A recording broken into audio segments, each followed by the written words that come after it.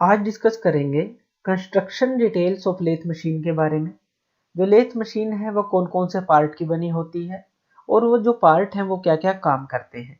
आज सारी lathe machine के पार्ट्स के कंस्ट्रक्शन और उसकी डिटेल्स के बारे में बात करेंगे। तो सबसे पहले हमारे पास लेथ मशीन की लेग्स होती हैं, जो सबसे बॉटम का पोर्शन है, जो हमारे नीचे फ्लोर के साथ कनेक्ट होती हैं, बोल्टेड होती हैं। ये जो लेग्स है ये कास्टिंग के थ्रू बनाई जाती हैं और ये कास्ट आयरन की बनी होती हैं, क्योंकि जो कास्ट आयरन है वो हाई कंप्रेसिव स्ट्रेंथ होती है उसकी और गुड वियर रेजिस्टेंस होता है, तो हम इसको कास्ट आयरन के साथ कास्टिंग के थ्रू बनाते हैं। इन लेग्स के ऊपर पूरा वेट लेथ मशीन का होता है, तो जो ये लेग्स हैं काफ़ी इंपॉर्टेंट पार्ट होती हैं हमारी लेथ मशीन का।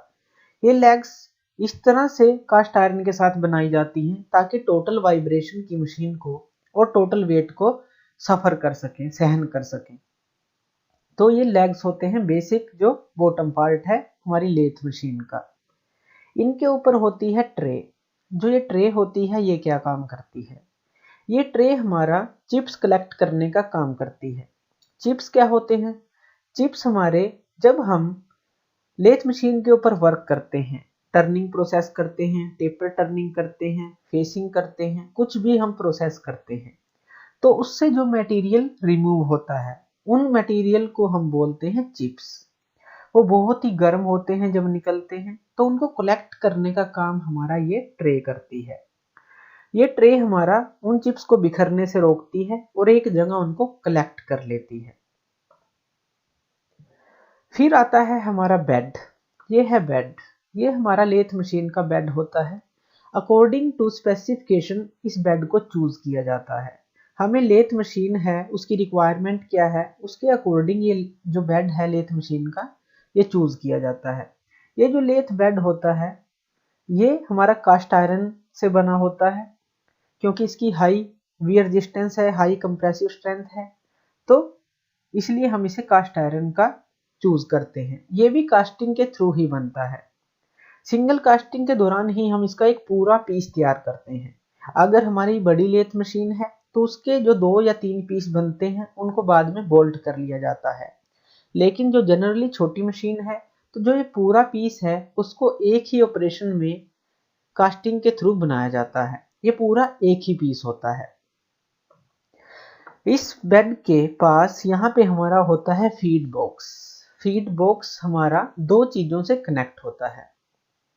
एक तो हमारा लीड स्क्रू है और एक फीड रोड है।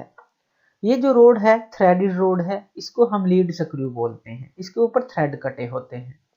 और जो ये नीचे है ये हमारी सिलेंड्रिकल रोड होती है। सिलेंड्रिकल रोड हम इसको फीड रोड बोलते हैं। ये दोनों ही हमारे एक साथ वर्क करते हैं और कैरिएज को संभालते हैं।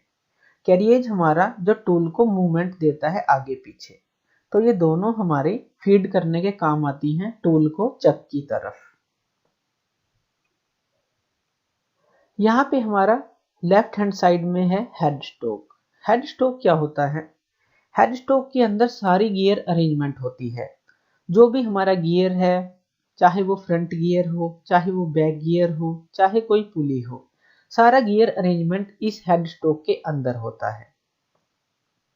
यहाँ पे हमारे पास एक लीवर होता है ड्राइविंग क्लच का। ये जो ड्राइविंग क्लच का लीवर है ये हमारा गियर्स और स्पिंडल के साथ एंगेज और डिसएंगेज करने के काम आता है। ये क्लच है, क्लच हमारा एंगेज करता है और डिसएंगेज करता है मोशन को। स्टार्टिंग में ये इसको डिसएंगेज रखता है मोशन को स्पिंडल के साथ, और जब हमें रिक्वायरमेंट होती है तो ये क्लच उसे एंगेज कर देता है स्पिंडल के साथ और स्पिंडल हमारा रोटेट करना स्टार्ट कर देता है। ये है स्पिंडल और ये है चक। जो ये स्पिंडल है ये अंदर से होलो और उसके अंदर थ्रेड कटे होते हैं। इसी तरह से जो हमारा चक है इसके बाहर एक रोड लगी होती है और उसके ऊपर थ्रेड कटे होते हैं। तो ये दोनों हमारे एक नट और बोल्ट की तरह भी फिट हो सकते हैं। तो अच्छी तरह से टाइट होने के बाद ये एक असेंबली बन जाती है। जो ये चक होता है ये क्या काम करता है? जो ये चक है ये हमारा जॉब को होल्ड करने के काम आता है। चक हमारे पास 2 तरह के होते हैं, 3 जा चक और 4 जा चक। 3 जा चक को हम यूनिवर्सल जा चक भी बोलते हैं। क्योंकि अगर हम एक जा को टाइट करते हैं तो तीनों जा इकट्ठे मूव करते हैं, उसको बोलते हैं यूनिवर्सल जा चक्र। लेकिन मेनली ये सिलेंड्रिकल जॉब को होल्ड करने के काम आता है। जो दूसरा टाइप है फोर जा चक्र, वो हमारा स्क्वायर जॉब को भी पकड़ सकता है, क्योंकि जो उसके जा हैं अलग अलग मूव करते हैं। अगर हम एक जा को टाइट करेंगे तो एक ही जा मूव करेगा। तो इन दोनों में ये डिफरेंस है कि थ्री जा चक्र में सारे जा इकट्ठे मूव करते हैं, फोर जा चक्र में सारे जा अलग अलग मूव करते हैं। इनके राइट हैंड साइड पे यहाँ पे टेल स्टॉक होता है। टेल स्टॉक भी हमारा कास्ट आयरन का बना होता है। टेल स्टॉक हमारा चक की तरफ मूव कर सकता है। ये गाइडवेज के ऊपर चलता है और चक की तरफ मूव कर सकता है। अकॉर्डिंग टू रिक्वायरमेंट हम इसको आगे और पीछे कर सकते हैं। इसका फंक्शन क्या होता है? इसका फंक्शन होता है कि कोई अगर हमारे पास वर्किंग के लिए लंबी रोड है तो उस रोड को ये सपोर्ट करता है, ताकि हमारी जो रोड है वर्किंग के दौरान बेंड ना हो, उसके अंदर बेंडिंग ना आए। तो इसके लिए ये यूज करते हैं। इस कॉर्नर को हम डेड सेंटर भी बोलते हैं, क्योंकि ये सिर्फ सपोर्ट करने का काम करता है। यहाँ पे हमें कोई मोशन प्रोवाइड नहीं होता। लेकिन अगर हम यहाँ एक ड्राइविंग प्लेट लगाएं और इसी तरह का कॉर्नर इस तरफ लगाएं तो उसको हम लाइव सेंटर बोलते हैं, क्योंकि यहाँ पे हमें मोशन मिलता है, यहाँ पे मोशन नहीं मिलता, तो इसलिए इसको डेड सेंटर बोलते हैं। और अगर इसी तरह का हम यहाँ पे यूज करते हैं तो हम उसको लाइव सेंटर बोलेंगे। ये जो टेल स्टॉक है हमारा दो चीजें इस पे और लगी होती हैं, एक तो रैम क्लैंप और एक हैंड व्हील। ये जो हैंड व्हील है इसको हम जब घुमाते हैं तो ये जो कॉर्नर है डेड सेंटर है आगे और पीछे की तरफ मूव करता है, बाहर और अंदर जाता है। रैम क्लैंप इसके काम आता है अगर हम उसको कहीं लॉक करना चाहते हैं तो ये हमारा छोटा सा लीवर उसको लॉक कर देता है। लेफ्ट हैंड साइड में हेड स्टॉक के पास हमारा मेन ड्राइविंग पुलीज होती हैं। जो मेन ड्राइविंग पुलीज हैं वो हमारी कनेक्ट होती हैं अंदर गियर बॉक्स के साथ। तो ये मेन ड्राइविंग पुलीज हैं जो मोटर के साथ कनेक्ट होती हैं। उसके बाद आता है कैरिएज। ये है कैरिएज। जो कैरिएज है हमारा 5 चीजों का बना होता है। उसके अंदर क्या क्या आता है? Saddle, cross slide, compound rest, tool post और अप्रन। ये पांचों चीजें मिलकर हमारा कैरिएज बनाती हैं। कैरिएज के ऊपर एक हैंड व्हील होता है जो हमारे कैरिएज को आगे और पीछे की तरफ मूव करवाता है। चक्के साइड और इस साइड किसी भी तरफ हम इसके थ्रू हम उसको मैनुअली मूव करवा सकते हैं टोटल कैरिएज को। इस कैरिएज के ऊपर हमारा सैडल लगा होता है। यहाँ पे हमारा एक हाफ नट होता है जो ऑटोमेटिकली मोशन को कनेक्ट करने के काम आता है। अगर हम इसको एंगेज करते हैं तो इस लीड स्क्रू के साथ हमारा कैरिएज ऑटोमेटिकली एंगेज हो जाता है और ये ऑटोमेटिकली ही आगे और पीछे मूव कर सकता है। तो हम इस कैरिएज को इस नट के थ्रू, हाफ नट के थ्रू ऑटोमेटिकली एंगेज कर सकते हैं ताकि हमें मैनुअल फीड ना देनी पड़े। तो इस नट का जो फंक्शन है ऑटोमेटिकली एंगेज करने के लिए है। जब हम कोई थ्रेड कटिंग करते हैं तो हम इस नट का यूज कर लेते हैं ताकि हम मैनुअली इस मोशन का यूज ना करें और एक्यूरेसी के साथ अपने थ्रेड को कट कर सकें। तो ये हाफ नट भी बोलते हैं और स्क्रू कटिंग एंगेज भी इसको हम बोलते हैं।